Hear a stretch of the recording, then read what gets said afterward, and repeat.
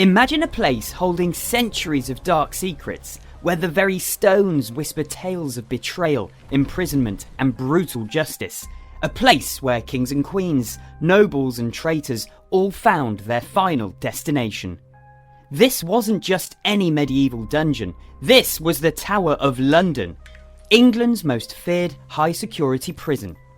But what made it so terrifying? And who were the most notorious individuals who entered through its gates, never to leave? Get ready, because we're about to uncover the darkest chapters sealed within this iconic fortress.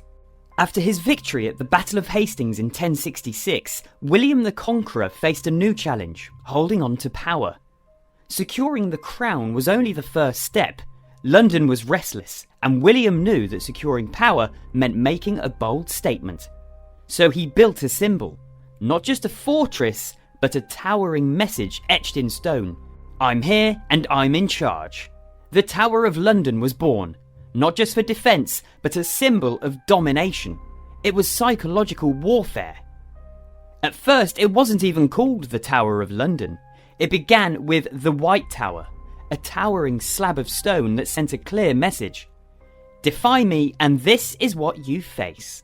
Its location on the River Thames was no accident. It allowed quick access to royal barges, discreet prisoner transfers and steady supply routes, while defending against seaborne threats. Over time, monarchs expanded the complex, adding inner and outer wards, a deep ditch and multiple watchtowers. What began as a slab of stone became a fortress no one could ignore or hope to escape. Over the centuries, the tower's purpose shifted as England's political landscape evolved. While it sometimes served as a royal residence and treasury, its reputation darkened. It transformed from a place of royal celebration into a place of fear, a prison, an interrogation site, and an execution ground. So what caused this chilling transformation? From royal palace to a notorious prison? Let's find out. Escaping the Tower of London was virtually impossible. First, there was the massive ditch, once filled with the cold, murky waters of the Thames, meant to stop intruders and drown escapees. Then came the high stone walls, with narrow slits and battlements, ready to rain arrows on any would-be escapee or intruder. And beyond that, a layered defence system, multiple gatehouses, countless guard towers and portcullises, massive gates that dropped to trap anyone caught between. Every detail of the tower's design sent a clear message. Escape was not an option. But the tower's real power wasn't just physical, it was psychological. Its reputation alone could shake even the most powerful. Being taken through the infamous Traitors' Gate wasn't just transport, it was a public warning. It signalled disgrace, defeat, and likely death. Whispers of torture, silent disappearances, and cruel endings turned this place into something darker than any battlefield.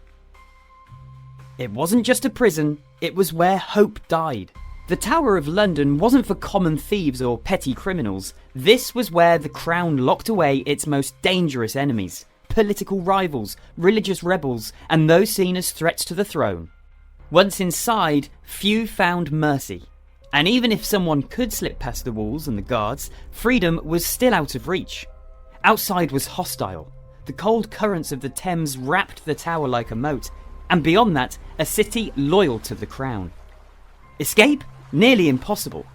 But who exactly ended up inside? The Tower of London didn't just hold criminals. It held history's most controversial figures, political challengers, rebellious nobles, and even members of the royal family. Lady Jane Grey was just 16 when power changed her life, and ended it. Thrust onto the throne by King Edward VI to stop his half-sister Mary I from taking power, Jane ruled for only 9 days. She wasn't born to seize power, she was a pawn in a brutal political game. But when Mary I gathered enough support to claim the crown, Jane's fate was sealed. Sent to the Tower as a traitor, she wasn't just a prisoner, she was a threat. A teenage queen who had worn the crown, her youth didn't save her. And in 1554, on Tower Green, her story ended at the executioner's block. One of the briefest and most heartbreaking reigns in English history. And Boleyn's rise was fast, and so was her fall. Once the star of Henry VIII's court, Bold, brilliant and crowned queen, she became a symbol of ambition and danger. But the crown came with expectations. When she failed to deliver a male heir, Henry's love turned to resentment. Then came the charges: treason, adultery, witchcraft. Most were fiction, a convenient excuse to clear the path for his next marriage. Anne entered the Tower not as a queen, but as a prisoner. Her titles meant nothing behind its walls. In 1536, Anne Boleyn, queen, mother, icon, met her end on Tower Green. Her execution wasn't just the end of a marriage, it was a message. No one, not even a queen, was safe from the king's will. Catherine Howard, Henry VIII's fifth wife, was barely more than a teenager when she became queen, full of charm, laughter and life. But in Henry VIII's court, charm could be dangerous. Accused of adultery both before and during her marriage, she was arrested and sent to the Tower, her fate sealed. The charge? Treason. The real crime? Being young and careless in a world ruled by fear. In 1542, just like her cousin Anne Boleyn, Catherine walked to the scaffold on Tower Green. Her execution wasn't just about guilt. It was about control, and the deadly cost of disappointing a king. Elizabeth I's time in the Tower wasn't just imprisonment, it was survival. Her half-sister, Queen Mary I, saw her as a political threat and suspected her of backing a rebellion. With no trial and no formal charges, Elizabeth was locked in the bell tower, unsure if each sunrise would be her last. But she stayed calm, wrote carefully worded letters defending herself, and refused to confess. And it worked. With no hard evidence, Mary had no choice but to let her go. On May the 19th, the anniversary of her mother Anne Boleyn's execution, Elizabeth was quietly released and placed under house arrest. She didn't escape by force, she was survived by outlasting the storm. And when the crown finally came to her, it wasn't luck, it was earned. Guy Fawkes didn't just challenge the monarchy, he nearly blew it sky high. In 1605, he was caught beneath the Houses of Parliament, surrounded by barrels of gunpowder. His goal? To spark a rebellion by wiping out King James I and the entire government in one fiery blast. It was one of the biggest security threats in English history. Once captured, Fawkes was taken to the Tower of London. There, in the Queen's house, he was interrogated for days. Some accounts suggest he was placed on the rack, a device meant to stretch the truth out of anyone. Eventually, he gave up the names of his co-conspirators. His time in the Tower exposed just how dangerous he was, and reminded everyone that this fortress wasn't just a prison, it was where secrets were ripped from silence. Not all dangerous prisoners were medieval figures. In 1952, the Cray twins, Ronnie and Reggie, briefly experienced the Tower's hospitality. Long before they ruled London's criminal underworld, they were imprisoned for a simple offence: refusing to report for national service. Their stay was short, but symbolic. The Tower remained a place for those who defied the system. It wasn't just about the crime, it was about making a statement. And the message was clear. The Crown hadn't forgotten how to deal with troublemakers. William Wallace, the legendary Scottish knight, stood as a symbol of resistance against English domination.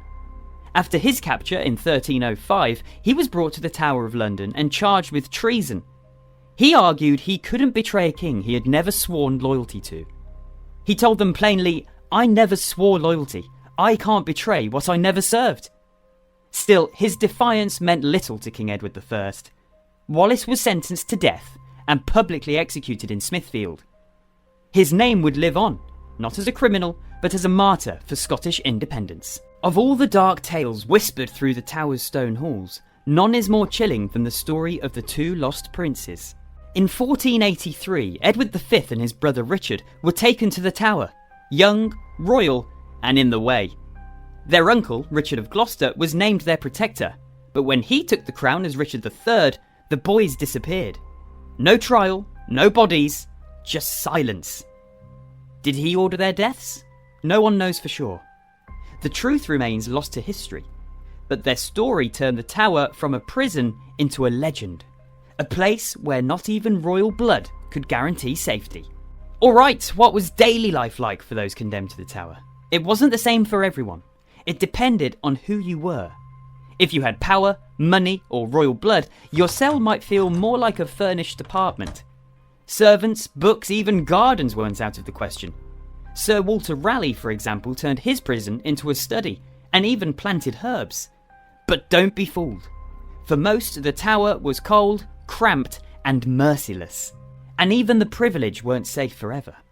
For those accused of serious treason, the tower could turn from prison to nightmare. Inside the tower, punishment wasn't always loud, but it was unforgettable. Torture was never officially legalised in English law, but within these walls, it was sometimes used by direct royal command. Confessions, true or false, were extracted with tools designed to terrify. The rack, it stretched victims until joints tore apart.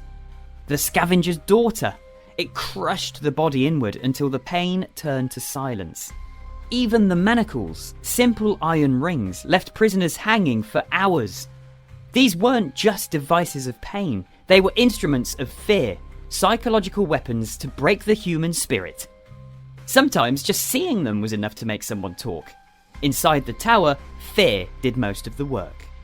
Life in the tower wasn't just physically harsh, it was mentally draining. Most prisoners were fed little more than gruel, stale bread and weak ale. The cells were cold and damp with poor sanitation and constant threats of illness.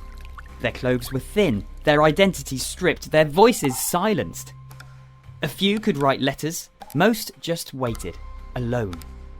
The kind that made time stretch, that made fear louder, day after day. For many, it wasn't the guards or the hunger that broke them, it was the silence. For many prisoners, there was no release, only execution.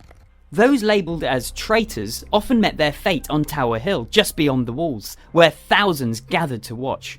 It was public, calculated, and designed to send a message. Defy the crown, and this is what awaits. But for high-ranking individuals, especially women and those of royal blood, the end came inside, on Tower Green, away from the public eye. A quieter death, but still final. No crowds, just stone, silence, and the blade. Different setting, same fate. The executioner, often cloaked in black, delivered the final blow with grim precision. For executions on Tower Green, the scaffold was raised quickly, and the event kept private, away from the watching crowds outside. But death inside the walls didn't mean the end of the story.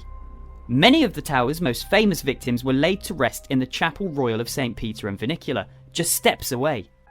Beneath its quiet floor lie the remains of queens like Anne Boleyn, Catherine Howard and Lady Jane Grey.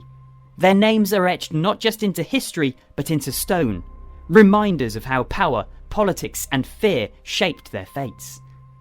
Walk those aisles today and you're walking above the stories they never got to finish. The Tower of London has stood for nearly 1,000 years, not just as stone and mortar, but as a witness to power, ambition, fear and betrayal. Its halls echo with the footsteps of queens, rebels and forgotten prisoners. It reminds us that behind every execution, every locked door was a story, often unfinished. But what stories do you think the stone walls still refuse to tell? What secrets do you believe remain buried beneath its ancient foundations? Let me know your thoughts in the comments below.